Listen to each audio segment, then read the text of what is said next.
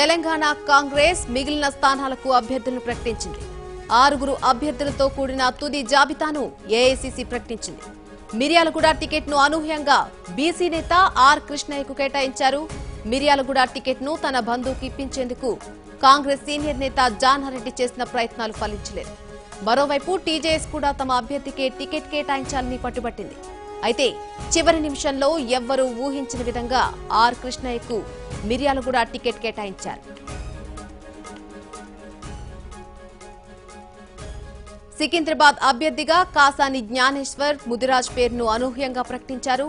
అటు దేవరకద్ర టికెట్ కోసం కూడా సీనియర్ నేతలు జైపాల్ రెడ్డి, డీకే అరుణ తమ మద్దతుదారుల కోసం తీవ్రంగా పోటీ పడగా చివరకు డీకే అరుణ అనుచరుడైన పావన్ కుమార్ రెడ్డికి కాంగ్రెస్ అధిష్టానం టికెట్ కేటాయించింది.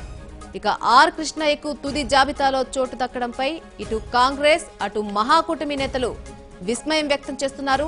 పార్టీలో చేరకుండానే ఆయనకు మిర్యాలగూడ టికెట్ కేటాయించడాన్ని జీర్ణించుకోలేకపోతున్నారు.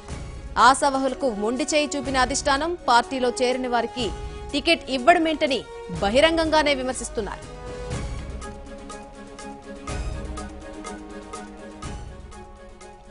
మరోవైపు కాంగ్రెస్ లో సీట్ల కుంపటి కాకరేపుతోంది.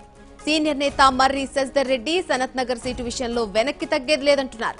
స్వతంత్రంగా పోటీ చేసేందుకైనా సిద్ధమని ప్రకటించారు. మర్రి శశిధర్ రెడ్డికి అధిష్టానం నచ్చచెప్పేందుకు ప్రయత్నించింది. అయినా ఆయన వెనక్కి తగ్గడం లేదు. అయితే పార్టీని వీడబోనని, రాజకీయాల నుంచి వైదొలిగేది లేదని స్పష్టం చేశారు.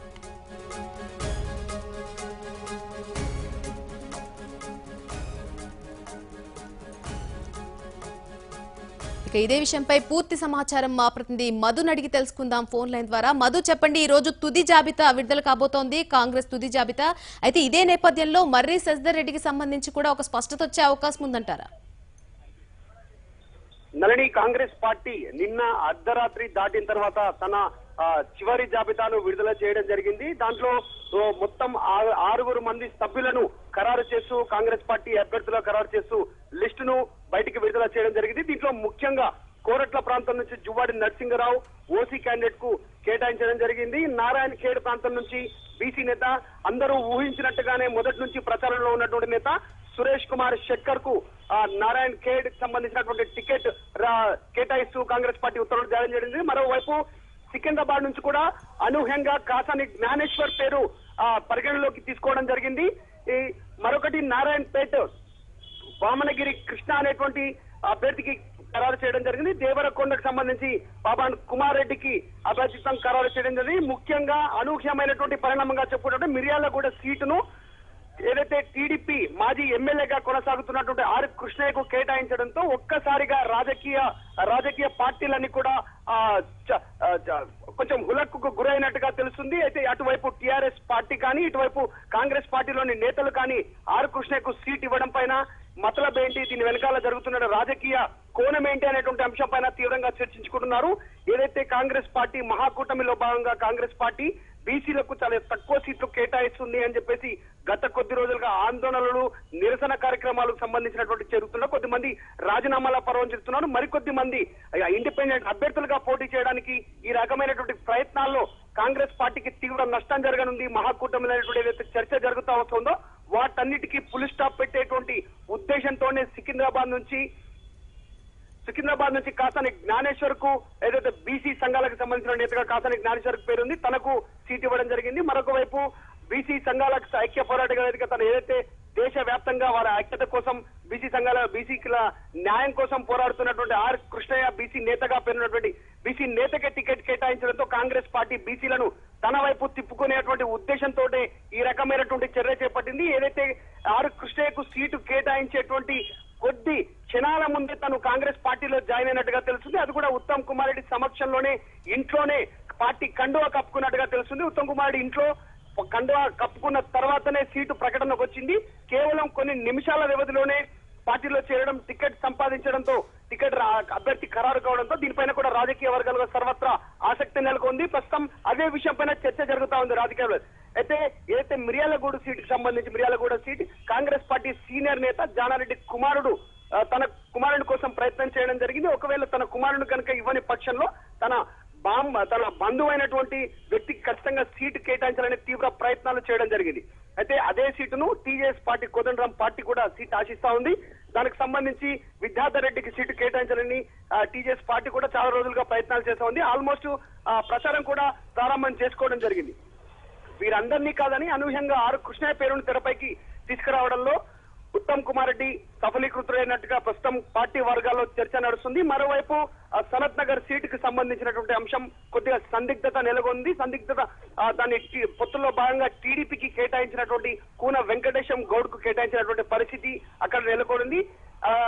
మర్రి శశిధర్ రెడ్డి మాజీ ముఖ్యమంత్రి కుమారుడు నన్ను పార్టీ పక్కన పెట్టడంతో తీవ్ర అసహనానికి గురైనటువంటి మర్రి శశిధర్ రెడ్డి మీడియాతో సమావేశంలో కూడా మాట్లాడింది. ఎట్టి పరిస్థితుల్లో సనత్ నగర్ సీటు నాకే వస్తుంది, అధిష్టానంతో మాట్లాడడానికి ఢిల్లీ వెళ్తున్నానని చెప్పి ఢిల్లీ వెళ్లడం జరిగింది. నిన్న అధిష్టానంతో ఢిల్లీ నేతలతో భేటీ కావడం జరిగింది.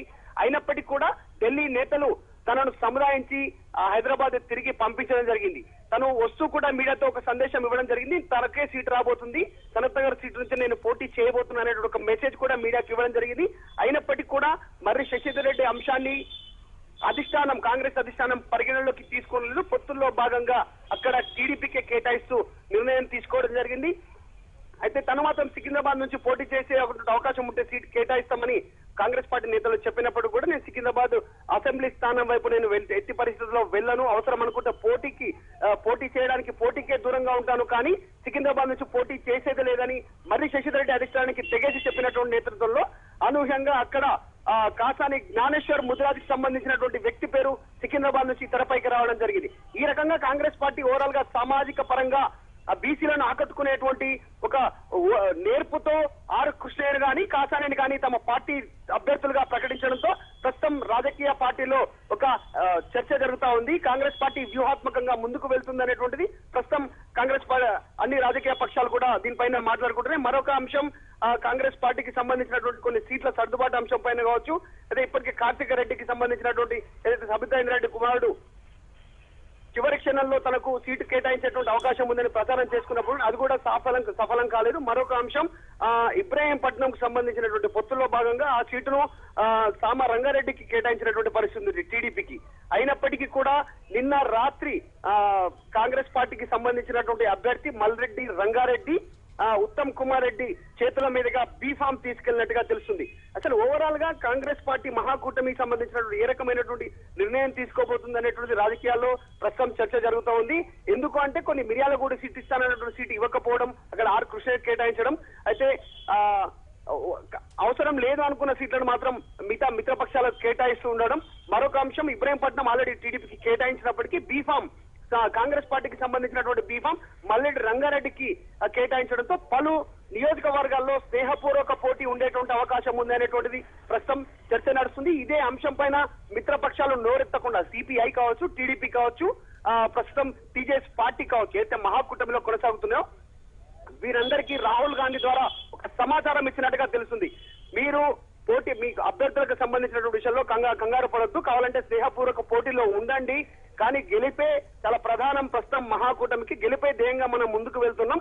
ప్రభుత్వం ఏర్పాటు అయిన తర్వాత ఖచ్చితంగా మీ అందరికీ సరైనటువంటి సముచిత స్థానం ఉంటుంది అందరికీ అనేటువంటిది ఒక రాహుల్ గాంధీ స్థాయి నేతతో వీరందరికీ చెప్పించినట్టుగా తెలుస్తుంది. ఇదే అంశం పైన కూడా చంద్రబాబు నాయుడు కూడా టీడీపీ నేతలకు కాంగ్రెస్ పార్టీ నేతలు ఎలా చెప్తే అలా నడుచుకోవాలి అనేటువంటిది ఒక మెసేజ్ ఇచ్చినట్టుగా తెలుస్తుంది. ఓవరాల్ గా వీటన్ని అంశాలను కనుక మనం గమనించినట్టయితే మహాకూటమి గెలిపే ధ్యేయంగా ముందుకు వెళ్లే భాగంగా ఈ రకమైనటువంటి వ్యూహరచన చేస్తున్నట్టుగా తెలుస్తుందని.